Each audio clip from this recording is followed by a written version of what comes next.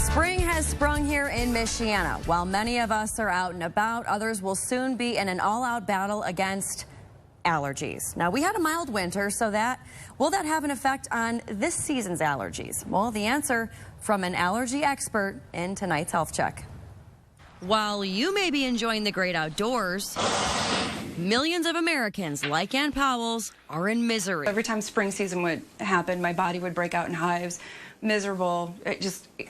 I had to live in a bubble. Literally, allergies started affecting even the smallest of things for Powell's. Not being able to go to people's houses that have windows open. Before I'd call my family, I'd have to ask them, make sure the air conditioning's on. I can't come over. Something Dr. James Harris at the South Bend Clinic knows all too well. Well, I became an allergist because I grew up with allergies, so I understand what people suffer from. So I had allergies and asthma fairly severely when I was a child. So even though I outgrew most of that, I still understand what they're going through. The most common allergen that springs into action first, pollen. But I expect a big burst of pollen in the next few weeks here. Dr. Harris says generally a mild winter, like what Michiana just experienced, has no effect on the pollen count. But what's happened this year is we had a warm spell. When the pollen started to come out, it got held back with the cold snap, and now it's going to be coming back very soon. And once that happens, during the season, how cold is it, how rainy, how windy, those are all factors that can affect the pollen counts. To combat your allergies, Dr. Harris says there is hope.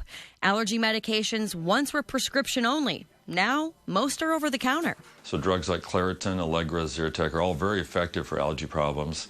Nasal steroids used to be a prescription, now they're over the counter. But if your symptoms start to affect your performance at work, school, or your sleep at night, Dr. Harris says see an allergist. There's a lot they can do. Allergy shots are an option.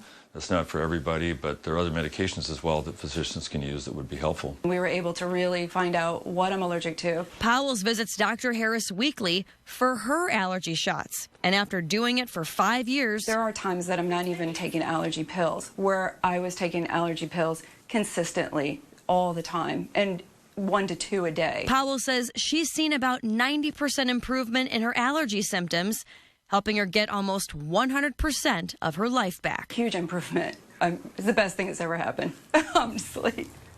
I cannot imagine what Ann used to go through. Now, her symptoms obviously were pretty extreme. So luckily, if yours aren't quite as bad as hers, here's some tips that Dr. Harris says will help you out. Keep the doors and windows in your home shut. Shower and wash your hair after outdoor activities. And wipe off your pets when they come inside. And here's the big thing, do not let them sleep in your bed because they can bring that pollen in with them. So for more tips, just go to fox28.com and click on the Health Check tab.